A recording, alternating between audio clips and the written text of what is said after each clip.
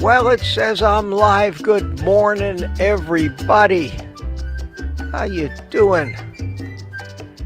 I do my obligatory check to see if I'm live, and it appears that I am. So, good morning, everybody. Good to see you all. Good to see you all. Welcome. Welcome to Morning Coffee with Mitch. And it's Monday morning. Monday morning, November 4th.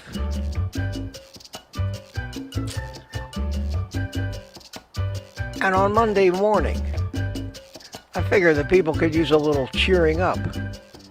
So, like I did last Monday, and I said was going to become a tradition on Monday mornings, I asked Dogbert to join me for my morning coffee.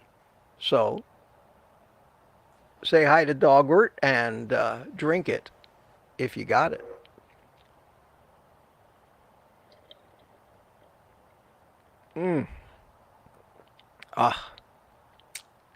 Believe it or not, that was my first sip. Nothing better. Nothing better in the morning. So good to see everybody. Good to see you. I see we've had a very active pre-show chat this morning. Everybody's chatting away. It's been crazy. So I'm going to, when I get around to saying hi to everybody, I'm going to start at the time. I will say that Peter, Papa Carnivore, as usual, was the first one in this morning. And waiting in the wings, you know who. She's been busy chatting. Matter of fact, she's still chatting. I see the last chat there. She said hi to Booby Goats. Cool. And let me bring Ellen in, and she can say good morning to everybody before she climbs the stairs into her penthouse. Hi, Ellen. Hi, Mitch. Good morning, Mitch. Good morning. Good morning to you. Chat. Cheers. Yes. So how are you this morning? I said to Ellen a little earlier before the show in the green room, I said, you look like it's cold. You're dressed for the cold weather up there. Well, it was cold last night, but it's warming up a little bit this morning. Oh, cool. Excuse me, I need a sip of coffee. Yeah, go right ahead. Yeah, it's gorgeous down here in Florida, but they're calling for rain today. We had some decent rain yesterday, so I guess everything is good. Yes. Well, it's good to see you this morning, Ellen, and it's good to see you, and it's good to see everyone in chat. And you're right, I've been chatting away. Yeah, you've been busy. Ellen's got some questions left over, and if we don't get many new questions, at least we got something to talk about today. Oh. So if you do have a question for me, always, you know the drill, put 3 Q's, capital Q's in front of it, so it stands out, and it comes to our attention. And I guess we'll get to it. I don't think we'll run out of things to talk about, Mitch. No, I hope not. Never a problem here. No, so let me put you up in your penthouse there, and you can keep an eye over all of us. Make sure we stay in line. A couple people bought me some coffee yesterday, and I want to acknowledge that because I didn't have my notifications on, so I didn't know when it happened. But I want to thank Papa Carnivore and Jerry Voitush. Thank you so much, my friends. Always appreciate it. And I'm going to leave the notifications on here just until maybe they start being distracting, so that if somebody does, out of the kindness of their heart or appreciation, buy me a coffee. And I think Ellen puts the link to that in the chat. So if not, it's in the description of this video. I always appreciate that. Thank you. Warms my heart, especially after I get done. I always look to see if I did get any of those things. So thanks so much. I wanted to make a little announcement. I have a video coming out this afternoon. I don't know where it came from. I was sitting out here on the porch yesterday after the live stream thinking like I always do, just thinking about all kinds of different things, and an idea popped into my head as maybe a very good way to explain the main thrust and my idea of what the root cause of all of everybody's dietary problems are. And, I don't even need to say the A word, but it's addiction. But you'd think as much as I've talked about it that everybody would really understand all of the nuances of it, all the little fundamentals of the reasons why, and still very few people do. Very few people do. So I keep harping on it. But I think that this video this afternoon, I think you'll find, you might find it engrossing. It's not a real long video. I think it's maybe 15 minutes. But I was very, very happy when I watched the replay of it. I think I made some good points, which some of them might be valuable to you. Maybe another way of looking at things or understanding why it is that this problem never gets fixed. Not only just in our community and not only in the low carb or keto or carnivore community, but in virtually everybody out there that desperately wants to lose weight and get pretty, and for some reason the rate of failure of dieting in the Western world has not improved, I don't think, 1%. Not with everything that's been thrown at it. Much like the drug problem and alcoholism hasn't improved, not 1%. No matter how much you know about it. And this whole thing was triggered by a question I got the other day. And if you remember that question, the question went, with all the new public attention and RFK Jr. and all of the public awareness being made of our problems, do you think anything will change? And my answer was no. My answer was hell no. Because once you're an addict, you're an addict. And nobody is still attacking this from an addiction point of view. And I keep harping on it because I think that it frustrates me to see everybody out there continuing to struggle, except for a very small group of enlightened people that we have here who do understand it and are succeeding. And it's their success that pushes me to keep talking about this stuff. So I hope you won't find it boring. I hope whatever you take from this video this afternoon, it adds just maybe another level to your understanding and maybe brings your understanding closer to mine. So enough said about that. Tomorrow night, and God will I be happy to get election day out of the way. And I promised Ellen that we're not talking about the election because the stupidity is just ramping up to incredible levels. I can't watch it. I'm not going to pay attention to it at all today. Everything you see on TV right now is propaganda. None of it's true. None of the polling data you're going to get today is true. It's all bullshit. It's bullshit coming from both sides. Each one of them motivated to keep that ball in the air, juggling it, so that they can keep you in suspense, keeping you tuned in to their news broadcasts, to watching their YouTube videos with the sensational thumbnails, and getting you to worry for one reason or another. And it's coming from both sides. So you can be sure that today everything you see on TV about the election is going to be 100% nonsense. I've chosen to watch movies all day if I need to be distracted and just tough it out, ignore everything until somebody finally decides who won. It's going to cause me a lot less stress and might not be bad advice because there is nothing any of us can actually do about it anymore. Whatever's going to happen either has already happened or it will. So tomorrow night, I have a live stream with Curry Homestead How. And the thumbnail on his video, he and I took a picture together at the meetup here when he showed up in Melbourne, and we get along great. We feel like brothers. We think so much alike and have so much in common in our backgrounds that especially health wise, that he put on the thumbnail, my 77-year-old brother, question mark. I thought was cute. You're going to see a video pop up on my channel. I'll be creating it today and joining it to his video. And I think the thumbnail, I'm going to use one of the ones that he sent me, and it just says brothers question mark. So look for that thumbnail.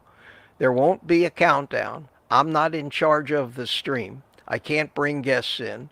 Ellen's just going to have to sit and watch like the rest of us, but I'm sure she'll be prolifically chatting away. And all the chats from both channels, no matter which channel you watch it on, are going to, or they should be, combined into one big chat and one big viewer count. So I'm looking for a fun, and our goal, I think, is going to be to try to distract everybody away from this nonsense of tomorrow night and the election returns and all of the stress and aggravation and tension of nail biting and on both sides, because everybody's very passionate about their side, and I don't blame them. So am I. So tomorrow night, it's going to be an hour earlier. It's going to be at 7 p.m. Eastern Time, 6 p.m. Central, which is a good thing, because the actual real election returns don't start. The earliest of them cannot be released until the polls close. And the earliest the polls close is 8 p.m. Eastern. And then it gets later as you head west. So we'll have a good hour where there's nothing else to see. So maybe people who want a distraction to see two carnivores trying to help people. We'll tune into that tomorrow night, 7 Eastern Time. Me and Curryman. It's our third live stream, probably the third of many more to come, because we enjoy it. So I'll look for you there, but you'll see me here tomorrow morning beforehand, because I already voted, as I'm sure most of you have, except a few of you like to get out to the polls as in it's tradition, like to get out to the polls on election day. I don't blame you. I would be happier if we only had one day of voting, period, and everybody had to go. It would be a nightmare, but it would at least be tradition, the way it used to be before we had all this mail-in. There used to be only absentee ballots. That was it. If you were a serviceman stationed somewhere overseas, you could vote by mail. But to the general public, if you care enough to vote, figure out a way to get to the polls, make the day a national holiday, close the stores, close the schools, free up everybody to do the one thing every 4 years that may be the most important thing for us. And that was me not talking about politics. Sorry, guys. Let me go back. Let me start saying hi to some people real quick here and go back in the chat. Oh, there's even been a lot of chatting since 8:30. I said Papa Carnivore was the first one in here, and I'll pick it up. Holy cow, I'm only 8:32, 8:31, 8:30 a.m., 8:30, 8:30. Holy cow, look at them all. 8:29, there you go. So CB Carmack, CB, you were the last to post anything before the stream. And he's talking to Lori. And Lori was the first. Lori is answering him. So good morning, Lori. How you doing? Jeff Johnson says good morning to everyone. And of course we have Tom, Viking 442, says hello from Tampa, Florida. And Turamir is here out in Utah or Vegas, from the Apple Valley, Utah. I hope you're enjoying your vacation, man. I hope the weather's good and you're having a ball. Good to see you, and thanks for being here. You are a trooper and certainly a loyal follower of this little Murray band of carnivores that we are. Booby Goats is here. Hi, she says good morning. Sipping her coffee. Good to see you. Mama Bear chimed in. Good to see you. And we have Terry Sue. Is that the same Terry? Or is it yet another Terry? Oh, I added my middle name. Okay, great. So now we have Terry Sue. Even easier to differentiate from some of the other Terrys that we have. Meathead is here. Good morning to you too, sir. And Dixie Scott back to work today. Yeah, unfortunately, for a lot of people, Monday is like that. I don't worry about Mondays. I don't ever take a whole day off, so I don't feel sorry for any of you. But the good news is I don't have to go anywhere and punch a clock. And the only bosses I have to answer to are you guys, because you are my bosses, basically, all of you. Polish Mike says, good morning, boss, and everyone else. Thank you, Mike. Good to see you. And Ellen chimed in. After I went live, she could resume her duties as paying attention to the chat. She says, good morning to... And here's one. Have I seen this before? God, the little tiny writing on the screen.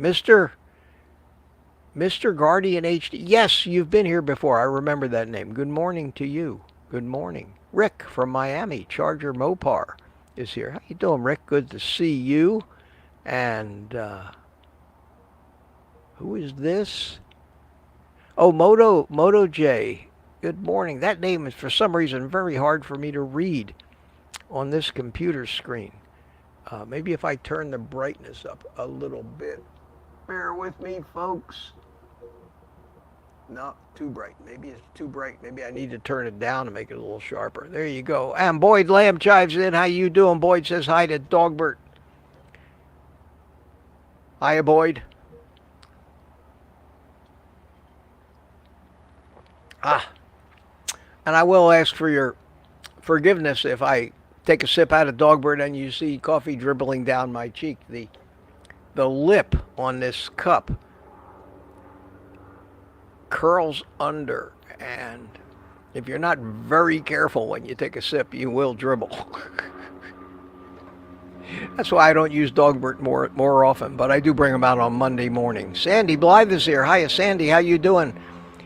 And we have an airplane going overhead. Eddie Edwards says good morning. And Mark Booz is here. Hiya, Mark. Good morning to you.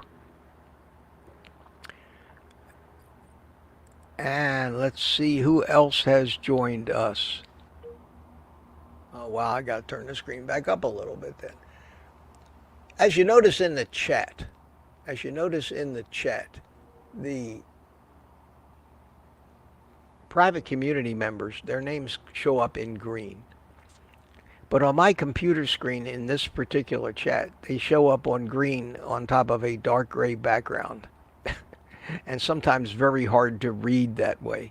Sometimes I won't know who they are until I actually put it on the screen and can see it white on black.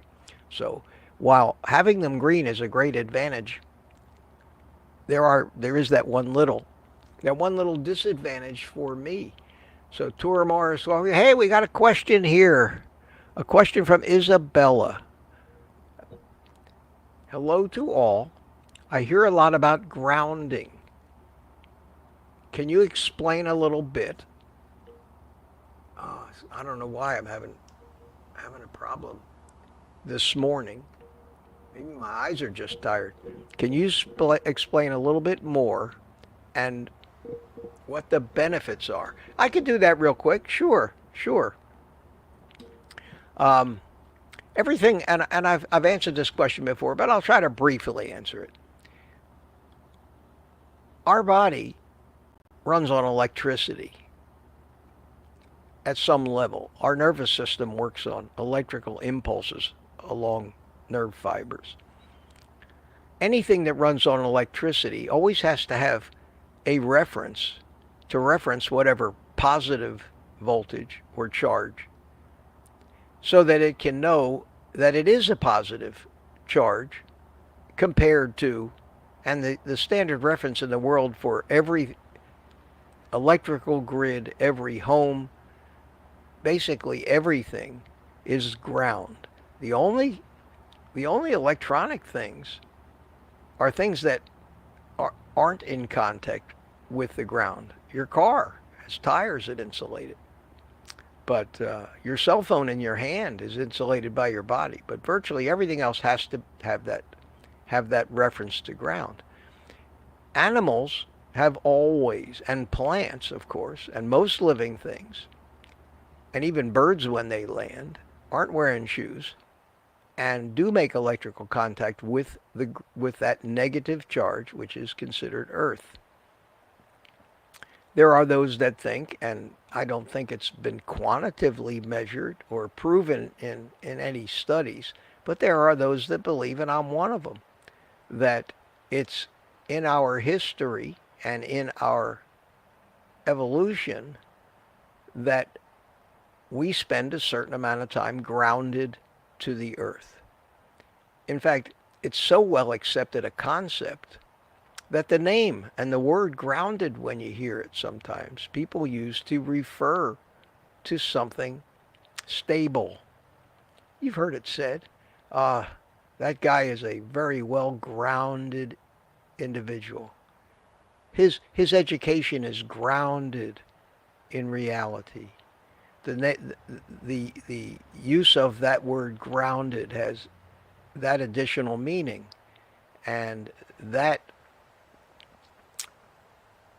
may be that people have noticed that when they are grounded to the earth, things are more stable and maybe just feel better.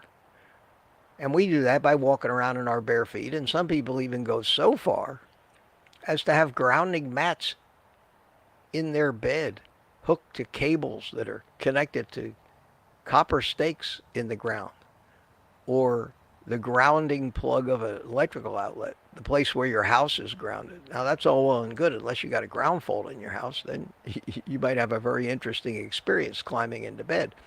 But that's what grounding means. So I hope that answered your question. We could talk about that all morning.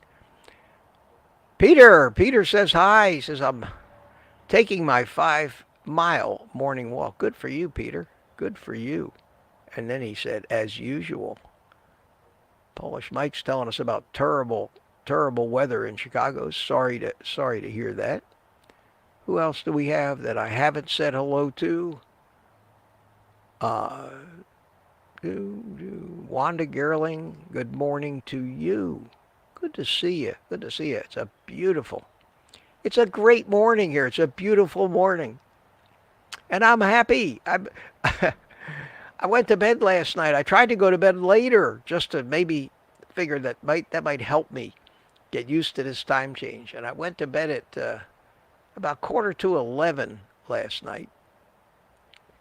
And I woke up this morning at 5:30 a.m., which is the time, which was good, because that's the kind of time between 4, maybe 4:45 and 5:30 that I usually wake up every day. I felt pretty good. I didn't want to stay in bed any longer. And the upside to that is the sun came up shortly thereafter, got light, and I love that. The only downside is it's an hour longer I have to wait until I start this live stream. But it does give me a little time to go through that drill that you all saw in my video yesterday about setting all this up and getting ready. So that's not too much of a downside because I always have something to do, believe me, to occupy my time. Who else didn't I say hi to? Boyd Lamb has given us a weather report. 77 degrees in Manvel, Texas. Yeah, we're still in what a lot of people call Indian summer. Aunt B is here, says good morning to everybody, and meet Bethy Bed. Hey, how you doing? Good to see you. And who is this? This is Isabella, says hi to Touramir. Cindy Braddock's here. Good morning. Good morning, Cindy. How are you? And I'm going to scroll down. Lambs is here. Good to see you this morning. All the usual suspects. Wow, we got 131 people so far. Wow. I say so far, but we're almost to 9 o'clock already, and Ellen will back me up when I say time flies like crazy during this hour in the morning. I don't know where it goes. So we're coming down to I'm down to 20 minutes ago in the chat. So we're going to have to stop this if we want to actually start talking about something other than saying hello.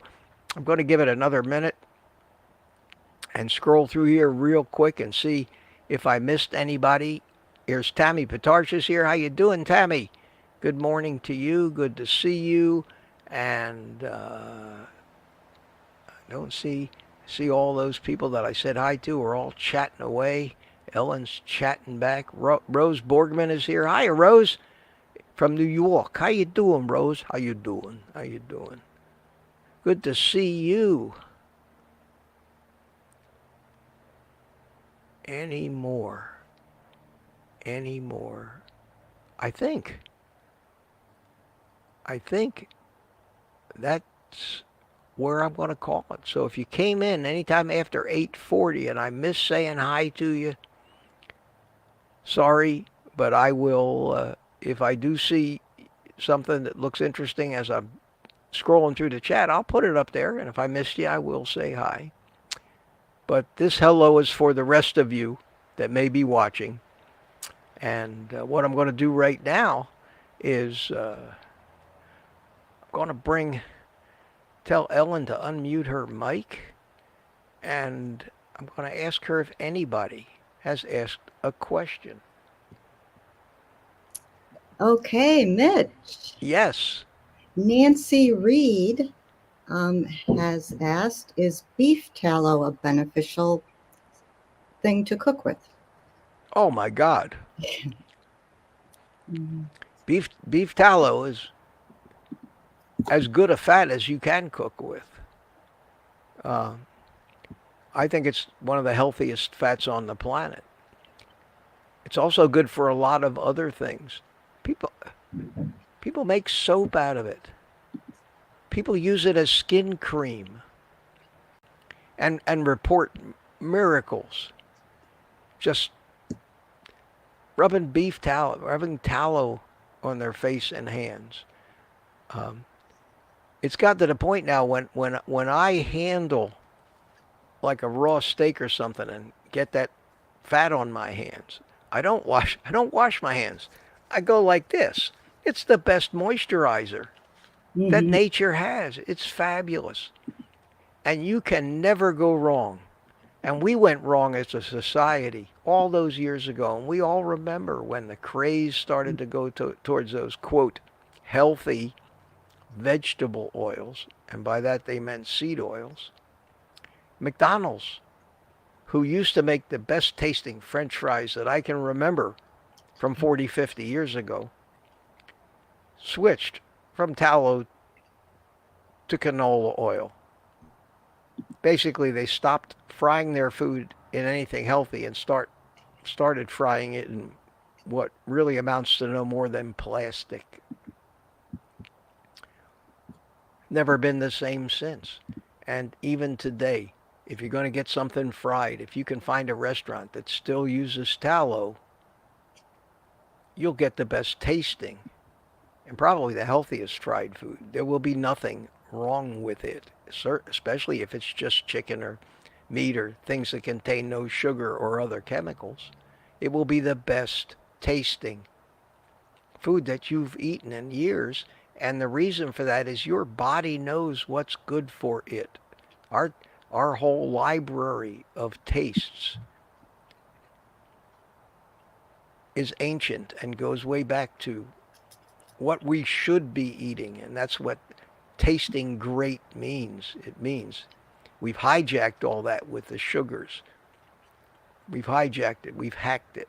We've allowed scientists to use those things and basically synthetically try to create things that fool our taste into thinking it tastes great, so that we eat more and more of these highly addictive foods. And they have a name for what they opt for, and that is they call it the bliss point. And the bliss point in food is the perfect, exact combination of salt, sugar, and fat. And they've learned how to use the synthetic fats to mimic the real fats and yet still achieve that bliss point, which is why the things that we know we shouldn't eat sometimes just taste so good. Just taste so good. And it's a shame. But yes, yes, absolutely yes. Never fear tallow. Go out of your way to use it. Bacon grease, I think, is almost as good. In some respects, maybe even a little better. But any animal, any rendered animal fat, chicken schmaltz as we used to call it, is a great thing to fry things in. That's why fried chicken skin tastes just so good. Because it's fried in chicken fat. That's why we eat that. That's why I eat the fattiest cuts of chicken with dark meat and this always with the skin on them. It's the best part. I had chicken thighs for dinner last night. So yes, do not fear that and don't believe any of the propaganda that tells you that it's going to clog your arteries. Okay. And something's missing here, Ellen, while you dig up the next question, and I think you all know. I think you all know what that might be. Yes. And for some reason, it has my my little music box here has stopped playing. So it's time. There it is. Yes. I hope not. There we go. Yes, you all know what that means. Time for me to offend people, get them to run for the hills and unsubscribe because I puff on cigars. It's amazing how many people I've lost on this channel looking for answers and looking for help because they are so judgmental that I become defined. Everything about me is defined by intelligence, my quest for good health. They manage to define because maybe they don't like the smell of cigar smoke or something. And they run for the hills. But you guys that are here, you guys are great human beings. You're not judgmental. You know that everybody does certain things that maybe you don't agree with, but you allow them to do that. That's the way humans should live. Those are the people I want around. So the ones who have run for the hills, I'm happy to see them go. I'm happy to see them go. So excuse me while I take a second and light up this disgusting thing.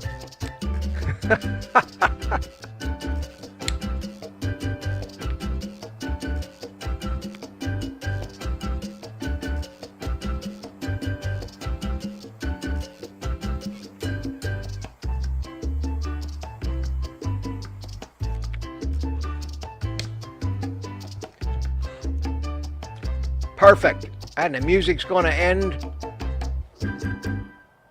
Yes. Timed that one out, didn't I? I knew it was coming. I've heard that song so many times, I know exactly when the end's coming. All right, Ellen. I am a happy man. I have my cigar to puff on. I have dogwork to drink out of. Oh, life is good. Life is good. That's the motto. That's the motto of my morning live stream. You can't hear a better message in the morning. And it is. Than life is good. What could be better than this? Yeah, and you can tell the sun is out by the shadow on one side of my face. The sun is shining through the window a little later in the day, and I like that look. I think you're getting that cinematic look. I am. Yes. Okay. Yes. Well, yes, and how fitting, speaking of cinematic, because Papa Carnivore asked, who does your hair and makeup, Mitch? I guess it was the same team that comes to my house. These guys are such wise. They're such wise guys, aren't they? Who does my hair and makeup? Yeah. So anyway, a little humor there from yeah, and I don't even have to answer that because you all know the answer. Number one, I have no hair, and I keep it so short that I don't even have to comb it or brush it. I just take a shears. I don't even go to the barber. I do trim my beard and I do shave, but that's about it. And as far as makeup goes, look in the mirror, folks. I look in the mirror and I say, damn, there's nothing I could do to make this any prettier than it already is. So I don't. No makeup for me. What you see, folks, with me in every way is exactly what you get. Thank you, Peter. Thank you, Peter. Okay, there we go. Now, Aunt B would Um, like you to remind her how she can order from your Amazon link if she's not buying one of your items. oh, okay. Okay. Thank you, B. Thank you, B. And that wasn't prearranged, folks. I know the first thing you think of is that Mitch is paying B to let him talk about his Amazon links. And I don't talk about them that much, not as much as I used to. Um, they do want me to talk about them. They're sending me 10, 20 texts and emails and notices from the app every day because Black Friday's coming up here in three Ah, weeks, 4 weeks, and they're already sending me spreadsheets with 500,000 entries on it. I'm not kidding. 500,000 entries on a spreadsheet of the upcoming Black Friday deals, which I'm not allowed to talk about, so I can't talk about them. But they want me to be preparing now to be putting out video after video, trying to sell you all that stuff. And I'm not going to do that. But if this thing comes up in one of those things that I know we normally buy, like those Mueller frying pans and things, yeah, I'll put out a community post or mention it because people enjoy that. And people thank me for pointing them in the direction of those gadgets and gizmos and things that make their life easier. So I have an Amazon affiliate page on my website. It's a page that shows you the things that I have bought for myself with my money that I use every day to make this life much easier to maintain with less thought, less cleanup, make tastier food with less chance of spoiling things like the sous vide or the air fryers or other gadgets that really, really lend themselves to making carnivore easy. And if you go to my website at oldguycarnivore.com, that's a website. There's a lot of good stuff on that website. But if you go to that website and there's a page there that says links to stuff I use every day in the menu, just click on that. It'll take you to that page. There'll be a sub menu underneath, which I try to divide it into categories. The kitchen stuff, the supplements, pantry staples like ghee and the salts, the different salts that I use, the Redmond real salt, the Himalayan pink salt that I found is legitimate. Any of those things are there. But people sometimes want to support my channel, want to help me out, and maybe they don't need to buy anything in that particular day from Amazon. But if you are shopping on Amazon and you want to help me out a little bit, help support my efforts here, um, if you go to Amazon through one of my links, just click on any link of any product or anything that's on my page, and a window will open up on your computer, and you'll see that item. You don't have to buy that item. You don't even have to look at it. You can go right up to the search bar like you normally do in Amazon and type in what it is you want to buy, and it'll take you there, and you can go shopping. And as long as you stay shopping in the browser window that originally opened up from my link, Amazon gives me a small commission on virtually everything you buy, whether it's on my page or not. And that's just their policy. That's the one good thing I like about Amazon. They say, well, if Mitch brought them to the party, if it's because of Mitch that they're here now on Amazon, he's entitled to be rewarded if they buy other things too. And it really does. It really works. I see these items that I never even heard of, some of them, that people are buying and I'm getting credit for. And I appreciate that. It doesn't cost. That's the beautiful part. It's a way that you can help me and support this channel, keep us going here. And it doesn't cost a penny. You just have to do it that way. So, B, thanks so much for bringing that up and allowing me to explain how that works and not having to call it a shameless plug because I need to do that. I need people to support this effort, but I don't like asking for it. Never have. Never have. So thank you, B. Thank you. What do we got, Ellen? Thank you. Okay. James Bellew would like to know how he can change his YouTube name. He says he's a 71-year-old boomer. In other words, he's a young guy. Oh, yeah, he's a youngster compared Yeah. to me, but that's okay. If you don't, I'm sure there are people in the chat that would know how. Yeah, I know how to do it. It's not something I do very often. I think I've only done it once when I changed the name from Old Guy Carnivore, Old Guy in a Drone to Old Guy Carnivore. But you have to go into, God, I don't even remember step by step how to do it. So I don't steer you wrong. It's very easy to do, but you have to find exactly the right place. And the best way to do that would just be to Google it. Just go to Google and say, how do I change my YouTube? And YouTube considers it a channel. Even when you don't do a YouTube or don't put anything up, the name that you picked is the name. It becomes a channel name as far as YouTube is concerned. So just Google, how do I change my YouTube channel name? And they'll give you step-by-step instructions that would probably be a lot more clear than anything that I might try to remember from, what was it, a year and a half ago, I think, when I changed this name, when I last did that.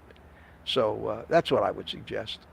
That's a great idea. They probably have a YouTube video. There's got to be 1,000 people who made YouTube videos about how to change your channel name. But when you Google it, before you even get to the YouTube videos, there'll probably be an answer that basically has a list of, follow these steps to do it, and you can expand, open that out, and it'll take you through it. But good luck. Let us know when you did it and what your new channel name is, so we know who you are again. That's right. Okay. You might ask Lori, who just added her middle name to it. She did it, so it's not that complicated a thing to do. Okay, ready for the next one? I'm always ready. Robin Weichel. Hi, Robin. Asks, I've been loving the carnivore bread with whole milk cottage cheese. How is the bread that is full carnivore with just the eggs, butter, or tallow, and pork rinds? She's asking me how it is? Yeah, so she's probably not. You're asking what you eat, Mitch. Yeah, you're asking the wrong guy. I haven't had a bite of anything that even looks like bread in well over 2 years.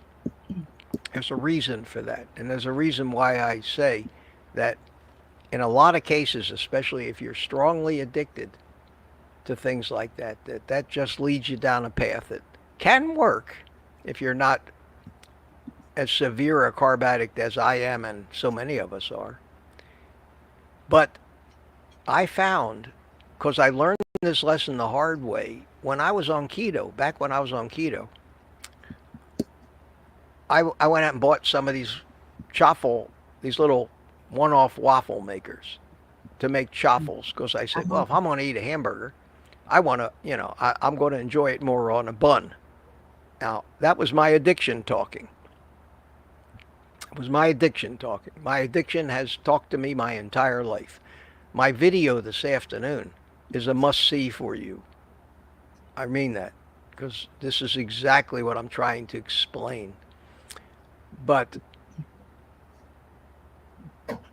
we have addictions and we have habits, and the two are most often really associated with one another. What is a habit will trigger our addictions, but it wasn't our addictions that gave us a craving for, say, bread. It was the habit of always eating something wrapped in bread as a sandwich. And I don't think many carnivores who make these breads are actually sitting down and just eating them. When I was on keto, I had a great recipe for a low-carb banana bread. It was fabulous. It had a lot of bananas in it, but each serving supposedly had less than like 10 grams of carbs. It used almond flour, which I now know is a big no-no, but back then it seemed, somebody's recipe sounded good. And I used to mix up the batter and pour it in put parchment paper in one of these loaf pans, and I would pour the batter in there. But before I poured the batter in, there were other healthy foods that weren't high in carbs that I thought would make it even better. So I would put a bunch of blueberries in it and dark chocolate chips. And I Mm. made myself a blueberry and dark chocolate chip banana bread. And it had less than 15 grams of carbs and per slice. And I knew that if I kept it under one slice a day, that I could have a real treat. Now, what do you think was driving me to do that? It was my addiction. I certainly have no desire for that crap now. So obviously something changed between then and now. But back when I was trying to diet, regular diets, and trying to be keto, low carb diet, my addiction drove my diet. And I was always, always looking for a food that would come close to satisfying that addiction, that I could rationalize as healthy and conforming to my efforts. And in every case in my entire life, that led to the sabotage and failure of that particular attempt and the regaining of all the weight that I had lost and more. It's just, after 75 years of making the same mistakes, sometimes you learn that the definition of stupidity, excuse me, the definition of stupidity is doing the same thing that failed the last time and expecting a different result. Doesn't work that way. So I tried to make these chaffles. They were almost no carbs. They were basically just cheese and egg. Everybody wanted me to put some almond flour or guar gum or some other kind of thing in it to give it a more bread-like consistency. But even the fact that I would take a hamburger patty and put it between two of these chaffles and eat it ended up screwing me up, triggering my addiction, and making me crave real bread. And that's dangerous. And I look with contempt, trying not to be too judgmental, at all of these attempts, all of these recipes that all of these well-meaning influencers on YouTube that get hundreds of thousands of views on these things, hundreds of thousands of views on these videos, make them a lot of money on these videos telling carb addicts how to feed their carb addiction and basically feel good about it at the same time.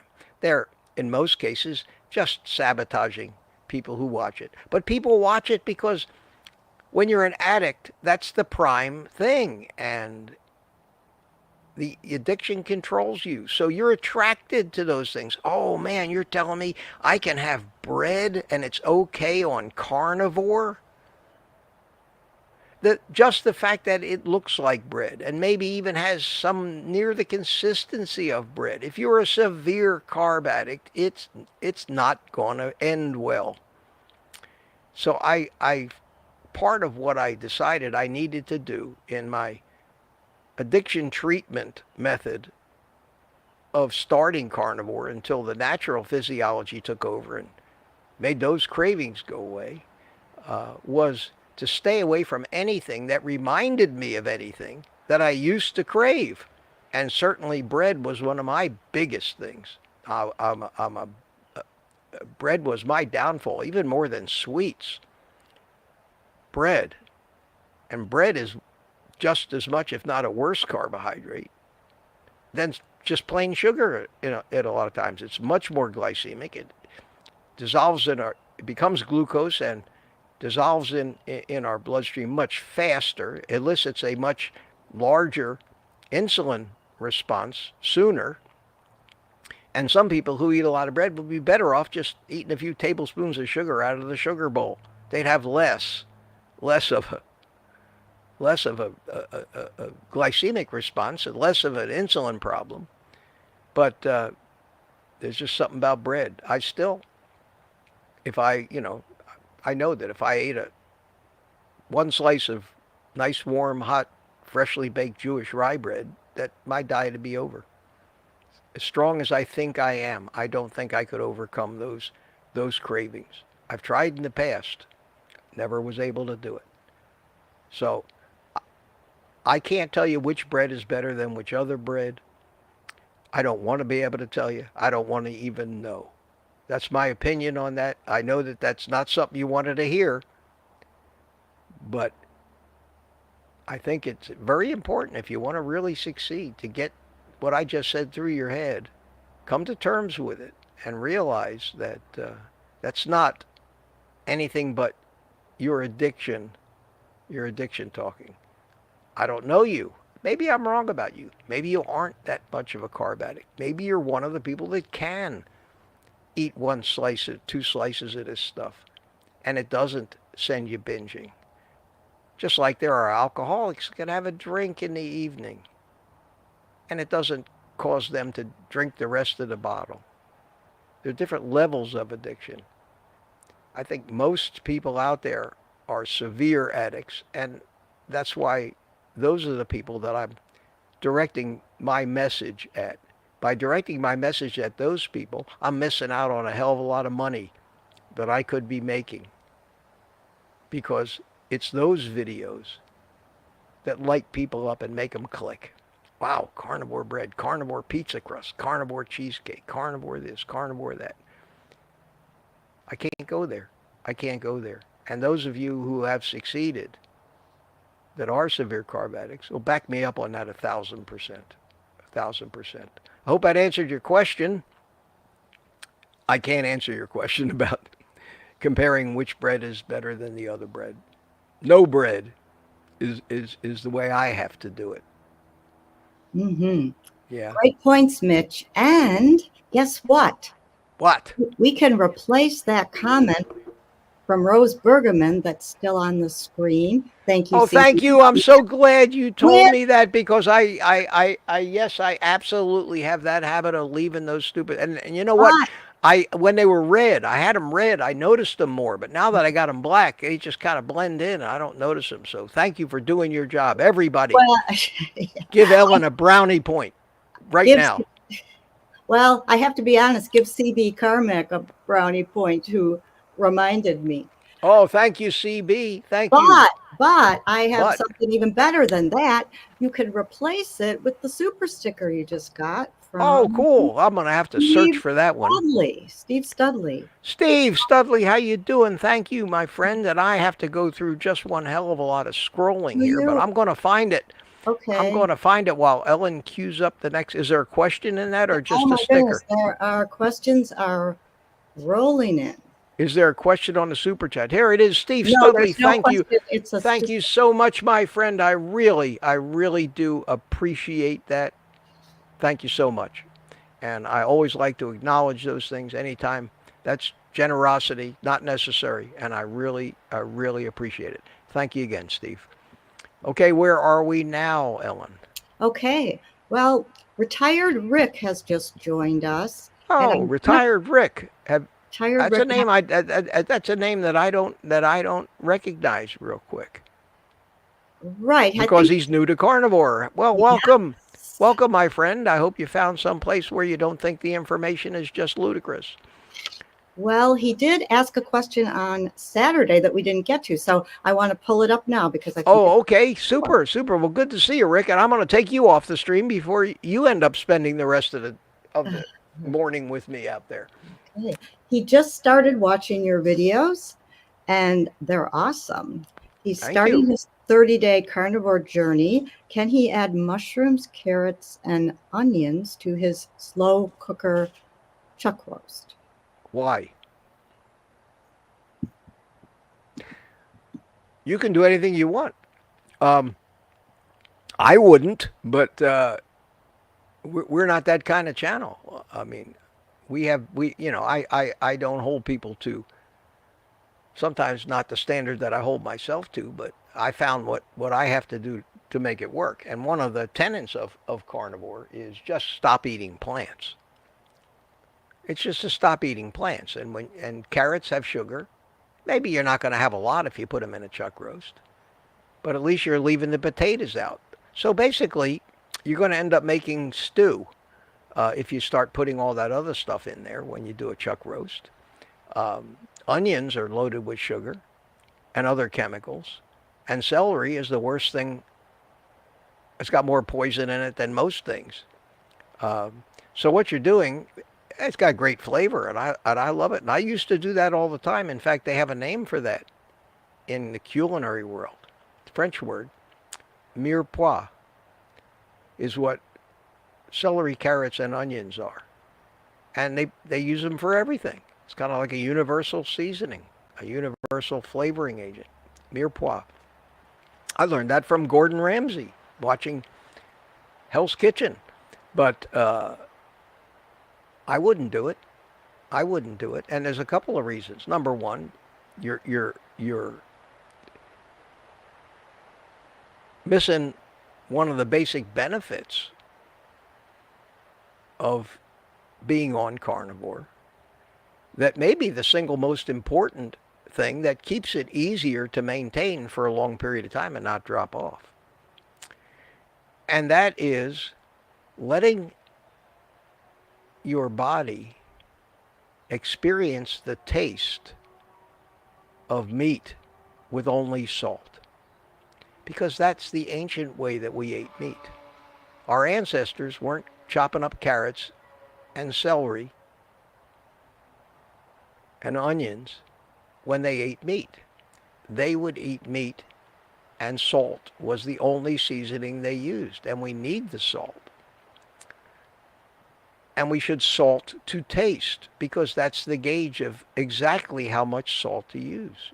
You don't need to measure salt, you know. You do if you don't want to overdo it, but when you salt something, you salt it to taste. Your body's telling you when it's too much salt. It's telling you when there's not enough salt. We just simply know these things. That's just another instinctual clue we get from our body. Something tastes good until we hijack that. Chances are it was healthy. Something tastes bitter and you want to spit it out. Chances are it's not good for us. That's why it tastes bad. We have learned at some point in the past that bad things happen when we eat that food. Now, we've taken some of and most of those foods that we want to spit out are, of course, vegetables. But we've come up with methods to ferment and prepare and cook and get rid of parts of the vegetables that are the most poisonous, like the skins of tomatoes and potatoes.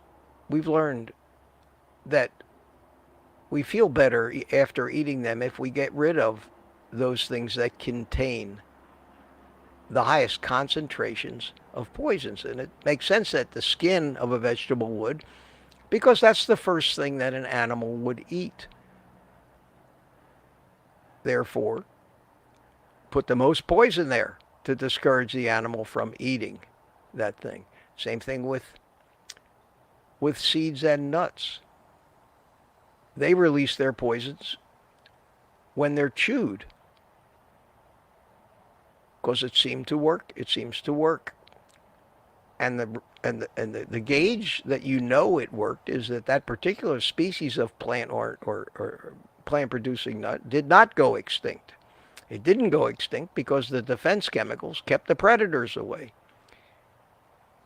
It's a very, very simple concept. So if you can't eat the chuck without it, if there's no way you could even start carnivore without it, if it's going to take you a while to wean off of the different seasonings that come from plants like garlic, pepper, things like that, then by all means, keep doing it.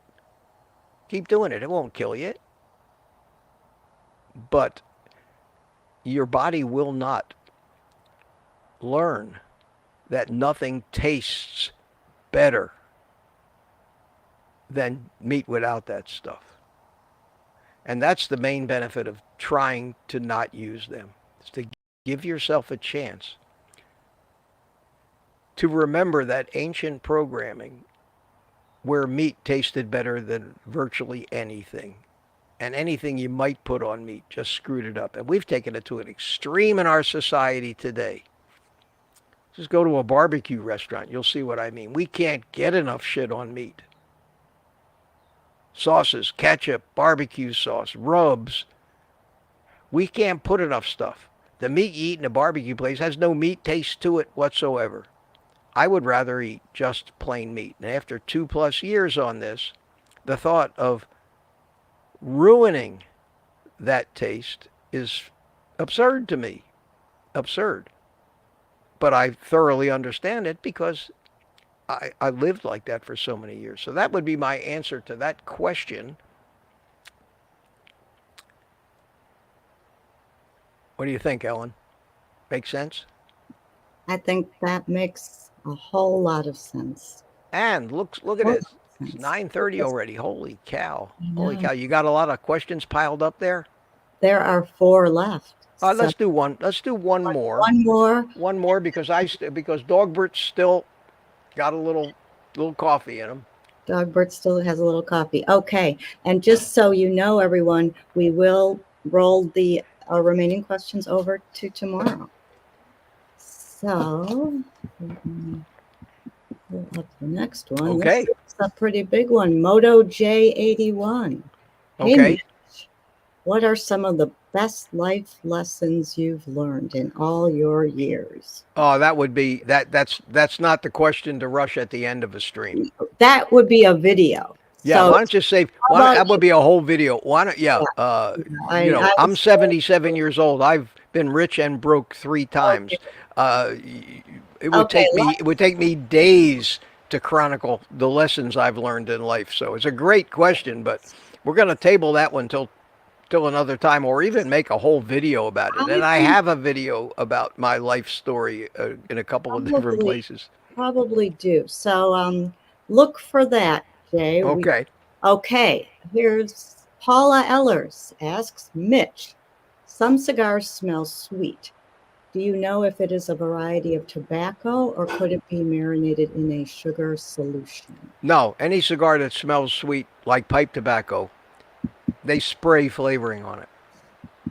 No natural tobacco leaf smells sweet. The closest you're going to get to that is a Maduro, what they call Maduro tobacco. It's what they wrap these dark-looking cigars, and it's not really sweet. It has a sweeter taste to it, but the aroma still smells like a cigar. So no, that's an easy question to answer. Yeah, and I know that because I owned a cigar company for a few years, a while back, and we had a factory in the Dominican Republic. I spent time down there. I learned just a lot about the science and chemistry and production methods, and different kinds of tobaccos and different blends and all of that stuff. So I can tell you without fail that those leaves, if they smell sweet, you're smelling the burning flavoring. And we had, in our factory, we did make a line of flavored cigars. And there was a room upstairs in the factory where they had big spray bottles with all the different flavors. They had the cherry flavor, the chocolate flavor, the mint flavor. They had all the different flavors. And they would take these leaves and hold them up and soak them in this stuff and then hang them back up and let them dry. Then they'd roll the cigars at them. So that's what you're smelling. That's what you're smelling. Those cigars, by the way, to any cigar aficionado, are enough to make you gag. They taste horrible, but they have a nice aroma when they burn. And I don't know, still to this day can't understand how a cigar smoker could put up with one of those things. And that's the answer to that. And I think that's going to have to do it for today, Ellen. So let me bring you back in here. Okay.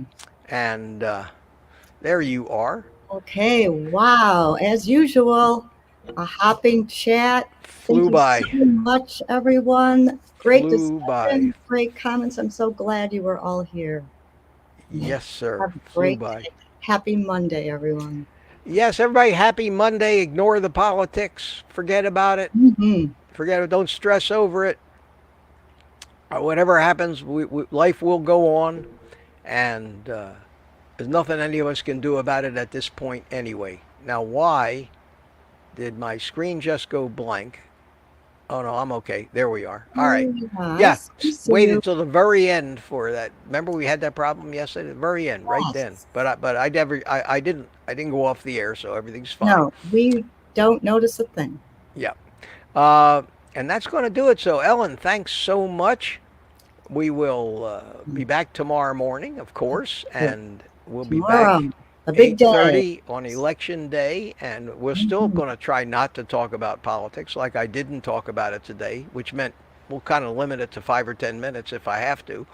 But basically, I'll be trying to just talk to you like I'm talking to myself every day now. Calm down, Mitch. Don't worry about it. There's nothing you can do about it. Just divert your attention elsewhere. Crawl in a hole. Go down in the bomb shelter. Sit it out for a couple of days. You know, when you think that the war is over, stick your head up and find out what happened, because no matter what happens, we're all going to have to go on and live with it. And the most important thing for us to do is still keep our priorities in order and control the things we can control. And Mhm. that's the best thing about what we do, is Absolutely. at least we're healthy. At least And we're getting we're healthy. healthy. And we will all be here Wednesday morning. Yes, we will. Hopefully. Uh, Oh, we will. yeah. All right, Ellen, thanks so much. And I'm going to give you the rest of the day off first so you can have a Thank head start you. on the morning rush to take the day off and beat everybody else to the punch. You earned it. And I will see you Thank you, tomorrow boss. morning. Bye, everyone. Thanks so much, Ellen. And I'm going to remind you again that I have a video coming out this afternoon that I think you might enjoy. I think it's going to be a good one. Hopefully it reaches an awful lot of people who've never heard this message of mine before. But if it falls on the ears of only the people who regularly watch me, there's some great reminders and motivational stuff in there that might help you more firmly believe that what you're doing is the right thing. So I am going to see if I can get some traveling music going here. And let's see.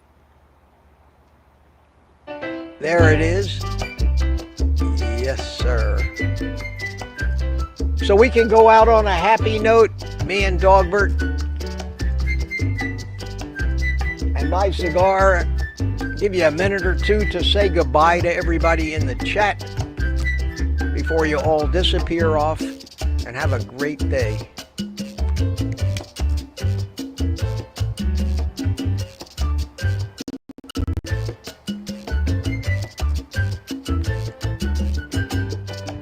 So thank you all for coming. Now, I let the secret out of the bag yesterday. You all know what comes next for me. Taking all this stuff, pulling out all the wires, folding it up, putting it back in a case, and putting it away until tomorrow morning, where I go through this whole thing again. And I love every minute of it. Even the setting up, even the taking down. It's worth it, because I get to spend an hour with my best friends in the world, and that's you guys. So, I know I don't even need to say this anymore, but you all know that it's your job to take the rest of the day off and eat meat.